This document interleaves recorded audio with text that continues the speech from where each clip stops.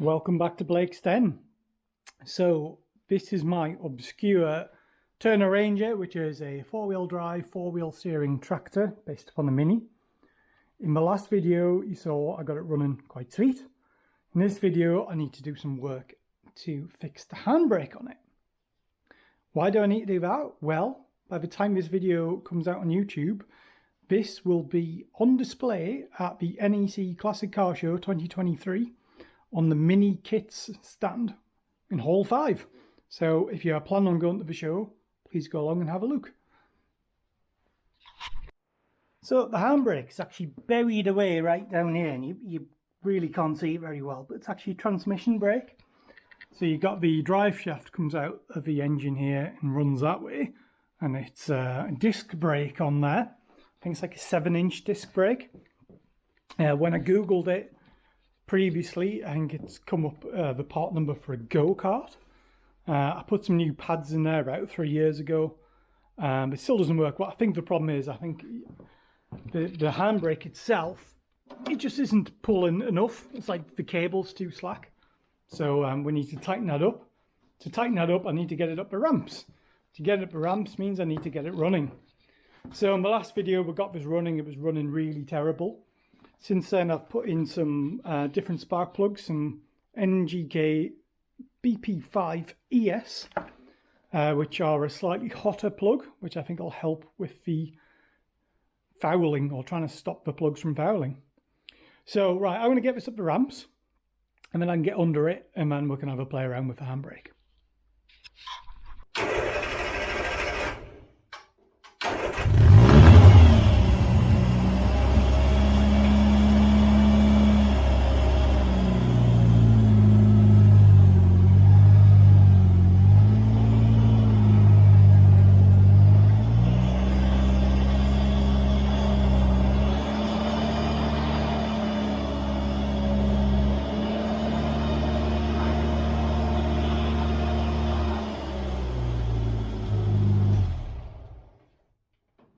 Bring the clutch up and I leave it in gear, first gear, hopefully that'll hold for long enough to allow me to chop the rear wheels.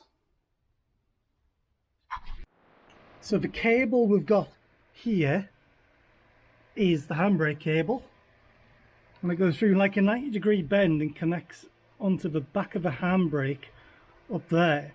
Now I think it is a bit okay to adjust it at this end, and then that should give us a bit more force in the handbrake. So that cable runs all the way back, and I'll show you where the handbrake is. And there's the handbrake.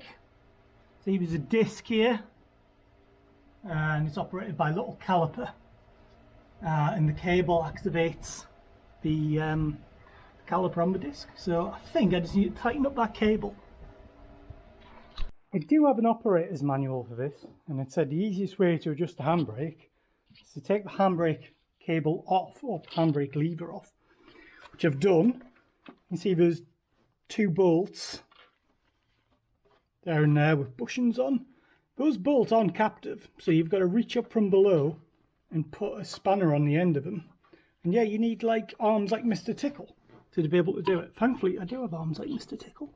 So now I can see about adjusting this cable. I'm going to have to scratch my head and think the best way to do that. So this is one of those jobs that's almost impossible to film. So you have this peg sits on the cable. Above this peg is a nut, and below this is a nut, and in between it is a threaded bar. So you can wind that up and down, and that determines the preload on the cable. So that is what I've been doing. But to do that, I've had to go underneath, put mole grips on to stop the cable from spinning, and then I've just been able to adjust the nut down a bit. So I haven't gone too crazy with it. I've gone about halfway. We'll put it back together and we'll see whether it works. Got that back in there now. The cable's about 10mm shorter. It already feels a lot tighter because of just where it's sitting in there. So I'm hoping that will do the job. Considering I only made 250 of these, and I've tracked down about 26 survivors, I I think the chances of another Ranger owner watching this, wondering how to adjust the handbrakes, won't be pretty slim, but if that is you, and you find this useful, then press that like button. Press subscribe as well. Right, I'm going to get the handbrake back on, bolt this all back up and see how it is. We have a problem. That is the arm which goes on the caliper, which operates the handbrake. That silver bit is part of the caliper. It is just snapped in two, aluminium. Chance of me finding one in 2 weeks time, within 2 weeks, pretty slim I'd say, but I have to look through my emails from when I ordered new brake pads for this to work out the part number of the caliper and see if I can get hold of one. Fun stuff. Quick update. A couple of days later, I've managed to take off the caliper. If you're wondering what it is a Kelsey Hayes 200M, which is used off like dirt bikes and go-karts from the 60s and 70s. And yeah, you can really see the damage. And this has happened a while ago, judging by the marks, because when I put that back together, there's still a massive bit missing. So yeah, that's gone some time ago. But how it works is, so the pads float on these pins. So there should be a couple of pins which go in the middle, which don't seem to want to go in anymore, but never mind. And you got this arm on the back here. That's all attached. When you pull the handbrake, this arm pivots around like that, which pushes this in against the disc. But as you can see, it is a bit knackered. I was going to do a very, very bodge repair with some glue, but as I've got a massive bit missing, that's not going to happen. So what I have been able to do, I found another one, identical online, believe it or not, on eBay. And it was going to be about £20, but it was in America, so the shipping was going to be about £80. So I thought, oh, we're not paying that. Found a similar one, a Rotary 9952, again in America. I have ordered that one. That's going to be about £50 in total, including delivery. And that's on its way to me now. But what I think I might do is just look at generic go-kart brakes and see if I can get one of those to fit on here. So, first version of the new caliper, first one have arrived. Let's see how well this fits. I'm hoping you can see that. This is the replacement caliper. It's about twice as big as the other one. But I think I can make this work.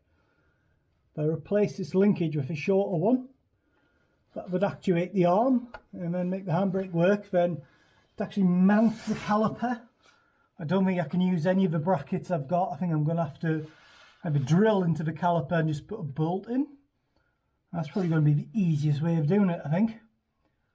So yeah, I think it all seems to clear. The other option was to put it on the other side, but there's no brackets at all anywhere near there I could use. So I think I'll go with that. I've got the other one on its way from America, but I don't know when that's going to be here. So for the sake of an hour or so this afternoon, I think I might have a play around with this and see what I can get to work. So I've had some success with this. First thing I did was I cable tied the caliper into position. I was going to drill the caliper from behind and mount it off this bracket, but I thought I'll just cable tie it on for now and we'll see if it works. What I've done, I've made a bit of angle here, just cut around a bit of angle down, so that makes the linkage now to the handbrake. So as you can see, I've got the handbrake off and you can see the transmission turning. You can just about see the disc turning there by rolling the wheel. So we know that works. And if I reach around here and pull the handbrake on,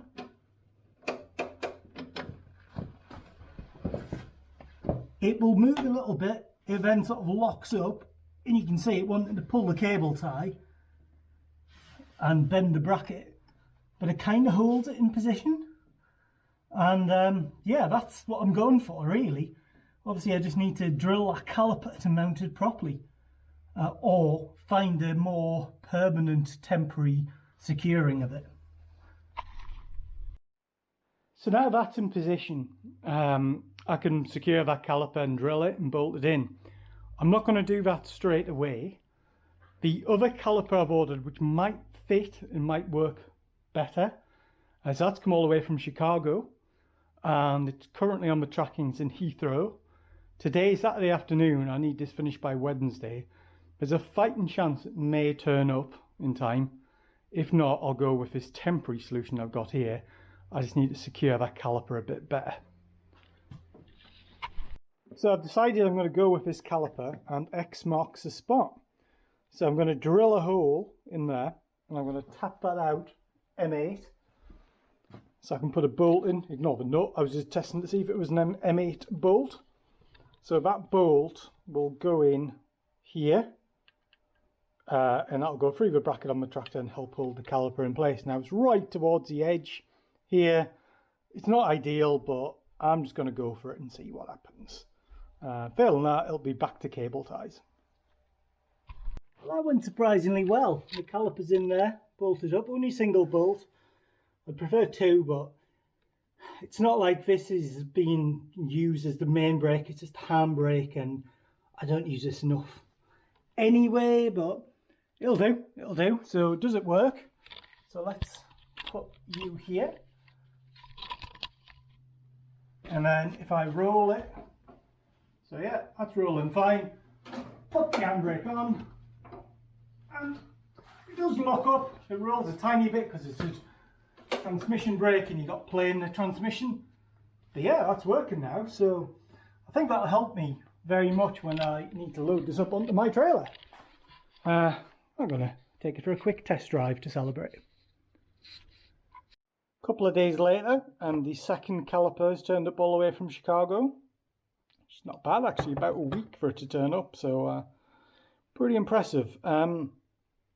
It's a lot more suited to the vehicle. It's, you know, it's roughly the same size as the old damaged caliper. So if I take the broken piece here, you can sort of see it's about the same. I think this radius, this distance here is bigger, but the bolt centers are the same, and it will even fit the original bracket as well. But it won't quite, because I would need to have some spacers going in here. I'd have to make some custom spacers, which is fine. I could do it. You could just use some washers. But since I've got the other one working, I think I'm going to put this in the strategic spares pile, and I can always put this on in the future, or I can, gives me an excuse to buy a go-kart, and then I can put that on there since it's a go-kart brake. Final test with the handbrake. Will it actually drive onto my trailer and hold itself still? So let's give that a go.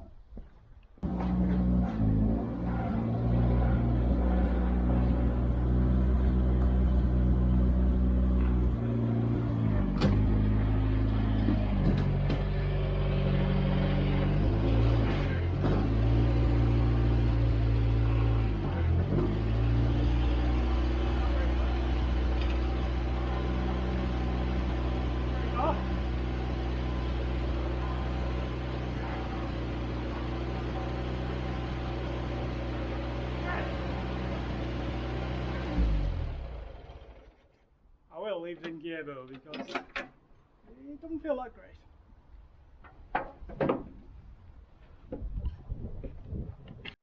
And we're all loaded up, ready to go to the show tomorrow, which is Wednesday, and not tomorrow is in the day this video comes out. So all I gotta do in the morning, come round, tighten up all the straps, straighten the straps out like that, and we're good to go. So I've decided to use the Santa Fe as the tow car for this one. Could have used the Land Rover, but Santa Fe's comfier, it has heated seats. So yeah, hope you found that video interesting. I hope you've gonna see this at the show on the mini kit stand, Hall 5. So yeah, thank you very much if you have, and thank you for watching this video. Don't forget to like, comment and subscribe. I shall see you in the next one. Bye for now.